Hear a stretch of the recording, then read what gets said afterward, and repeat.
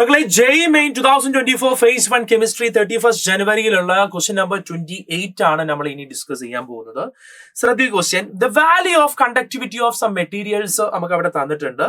അതിൽ എത്ര ആള് കണ്ടക്ടേഴ്സ് ആണെന്നാണ് ചോദിച്ചിട്ടുള്ളത്. നമ്മൾ ആക്ച്വലി ഇത് നിങ്ങൾ വിചാരിക്കും ഇത് സോളിഡ് സ്റ്റേറ്റ് എന്ന് പറയുന്ന ചാപ്റ്ററിൽ കണ്ടക്ടർ, സെമി കണ്ടക്ടർ, ഇൻസുലേറ്ററുമായി ബന്ധപ്പെട്ടുള്ള ക്വസ്റ്റ്യൻ ആണല്ലോ എന്നുള്ളൊരു ഓർമ്മ വരികയെങ്കിലും actually is a question from ഇലക്ട്രോ കെമിസ്ട്രിയിൽ നിന്നും ഇങ്ങനെ ഒരു ക്വസ്റ്റ്യൻ നമുക്ക് ചോദിക്കാം.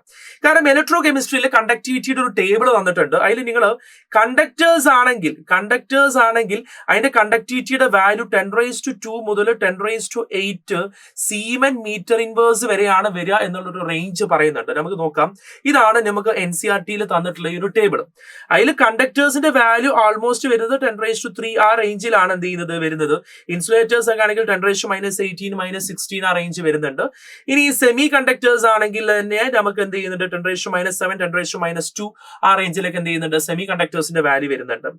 അപ്പൊ നമുക്ക് ഇവിടെ നോക്കുമ്പോൾ നമുക്ക് വാല്യൂസ് ഓരോന്നായിട്ട് നോക്കിയാൽ കണ്ടക്ടേഴ്സിന്റെ വാല്യൂ വരുന്നതൊക്കെ 10⁻2ന്റെയും 10⁻8ന്റെയും ഒക്കെ റേഞ്ചിലായിരിക്കും.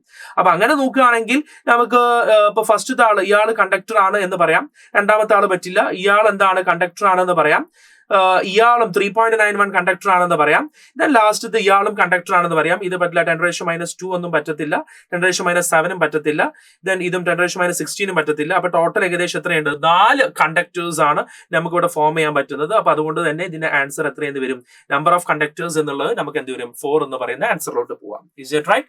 Let's move to the next question.